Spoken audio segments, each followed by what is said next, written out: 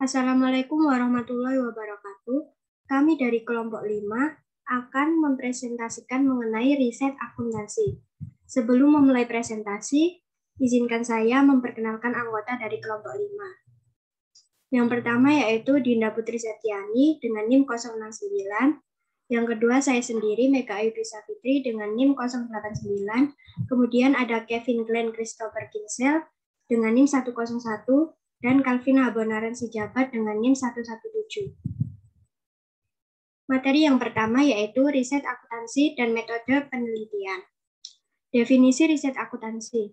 Riset akuntansi adalah suatu usaha untuk menemukan sesuatu hal di mana sasaran utamanya adalah bidang akuntansi yang meliputi kegiatan identifikasi, klarifikasi, pendataan, dan pelaporan melalui proses perhitungan yang terkait dengan transaksi keuangan sebagai bahan informasi untuk dipertimbangkan dalam pengambilan keputusan ekonomi dengan menggunakan metode-metode ilmiah dalam hal penyajiannya. Karakteristik riset yang baik ada 8. Yang pertama yaitu tujuan didefinisikan dengan jelas. Kemudian yang kedua menjelaskan prosedur riset secara detail. Yang ketiga, desain riset direncanakan dengan seksama. Yang keempat, mengaplikasikan standar etika yang baik. Yang kelima, keterbatasan dijabarkan dengan jelas. Yang keenam, analisa dilakukan dan dijelaskan dengan baik. Yang ketujuh, hasil dipresentasikan secara transparan. Dan yang ke-8 mencerminkan pengalaman riset. Selanjutnya akan dijelaskan oleh teman saya. Kualitas dan kesalahan riset. Kualitas riset. Kualitas riset tidak hanya dilihat dari hasil akhir riset saja, dan tetapi tergantung pada 3 faktor utama, yaitu input, proses, dan output. Kesalahan riset. Informasi pengganti yang tidak tepat. Kemudian kesalahan penentuan pengukuran, kesalahan penentuan populasi, kesalahan penentuan sampling, kesalahan analisa data, kesalahan seleksi responden, kesalahan pertanyaan, kesalahan pencatatan, pemalsuan data, ketidakmampuan responden, ketidakmauan responden.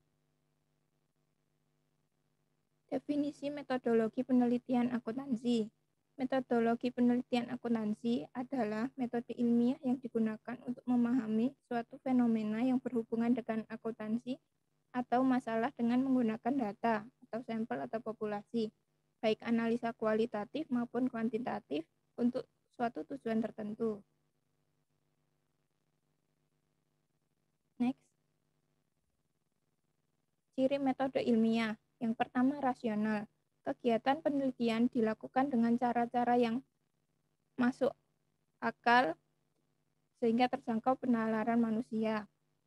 Yang kedua, empiris. Cara yang dilakukan dapat diamati indera manusia sehingga orang lain dapat mengamati dan mengetahui cara-cara yang digunakan. Yang ketiga, sistematis. Proses yang digunakan menggunakan langkah-langkah tertentu yang bersifat kronologis dan logis. Unsur dan ciri penelitian ilmiah. Unsur-unsur penelitian ilmiah. Yang pertama, teori, konsep atau variabel, kemudian proporsi atau hipotesa, definisi operasional, observasi, dan generalisasi empirik. Ciri penelitian ilmiah. Yang pertama, tujuannya jelas. Yang kedua, ketepatan. Ketiga, dapat diuji. Keempat, dapat ditiru. Kelima, ketelitian dan keyakinan. Dan keenam, objektivitas berdasarkan fakta. Dan yang ketujuh, dapat digeneralisasikan. Untuk slide selanjutnya akan dilanjutkan oleh teman saya. Akuntansi sebagai art atau science. Yang pertama, akuntansi sebagai seni. Seni adalah kemampuan yang memerlukan perasaan, intuisi, pengalaman, bakat, dan pertimbangan yang secara keseluruhan membentuk kearifan.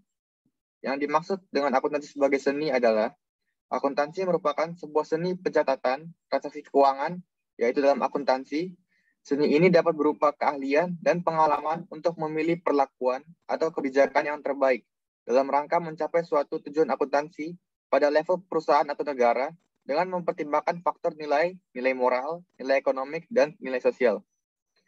Akuntansi adalah seni yang merupakan bidang pengetahuan, keterampilan, keahlian, dan kerajinan yang mengandalkan pengetahuan dan praktik untuk menguasainya. Akuntansi juga merupakan sebuah seni mencatat, menggolongkan, dan meringkas transaksi dan kejadian yang bersifat keuangan dengan cara tertentu dan dalam bentuk satuan uang, serta menafsirkan hasil-hasilnya. Maka mengapa akuntansi dikatakan sebagai seni? Sebab dilihat dari cara menerapkannya. Next. Kemudian yang kedua yaitu akuntansi sebagai ilmu. Dalam sebuah akuntansi, keterampilan akuntansi sudah bisa didefinisikan dengan jelas sehingga membentuk sebuah pengetahuan yang utuh sehingga dapat diajarkan melalui institusi pendidikan. Akuntansi dapat didefinisikan sebagai proses pengidentifikasian, pengesahan, pengukuran, pengakuan, pengklasifikasian, dan penyajian data keuangan dasar atau bahan oleh akuntansi yang terjadi dari kejadian-kejadian, transaksi-transaksi, atau kegiatan operasi suatu unit organisasi dengan melakukan cara seperti menghasilkan informasi yang relevan bagi pihak yang berkepentingan. Dan bila akuntansi dipandang sebagai ilmu pengetahuan, maka akuntansi akan banyak membahas gejala akuntansi, seperti kenapa perusahaan menggunakan metode akuntansi tertentu, faktor apa saja yang mendorong manajemen memanipulasi laba, apakah partisipasi dalam penyusunan anggaran mempengaruhi kinerja manajer divisi, dan apakah yang dimaksud dengan debit dan kredit. Untuk slide selanjutnya akan dijelaskan oleh rekan saya. Selanjutnya ada arah penelitian akuntansi. Next. Yang pertama ada pendekatan pengambilan keputusan. Pendekatan ini tidak menanyakan informasi apa yang dibutuhkan pengguna, tetapi lebih berkonsentrasi apakah informasi ini berguna dalam pengambilan keputusan. Yang kedua ada penelitian pasar modal. Banyak penelitian induktif menggambarkan bahwa harga dari saham yang dijual secara umum bereaksi secara cepat terhadap informasi baru. Next. Yang ketiga ada penelitian perilaku. Fokus utamanya yaitu bagaimana pengguna informasi akuntansi menggunakannya untuk membuat keputusan dan informasi apa yang mereka butuhkan. Yang keempat ada teori agensi. Penelitian ini muncul akibat pemisahan kepentingan. Teori agensi mungkin deduktif maupun induktif, dan banyak mengambil sampel pada penelitian keperilakuan. Next. Yang kelima ada ekonomi informasi. Meningkatnya biaya dalam mendapatkan informasi akuntansi menjadi ladang baru bagi peneliti ekonomi informasi, termasuk asumsi teori agensi dan situasinya. Yang keenam agak akuntansi kritis. Teori yang mempunyai peranan sangat penting dalam menengahi konflik antara perusahaan dan komunitas seperti buruh, konsumen, dan masyarakat umum. Next.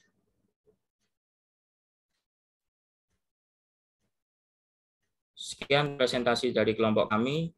Mohon maaf bila ada salah kata ataupun kurang jelas pada audio. Kami dari kelompok 5 pamit undur diri. Sekian, terima kasih.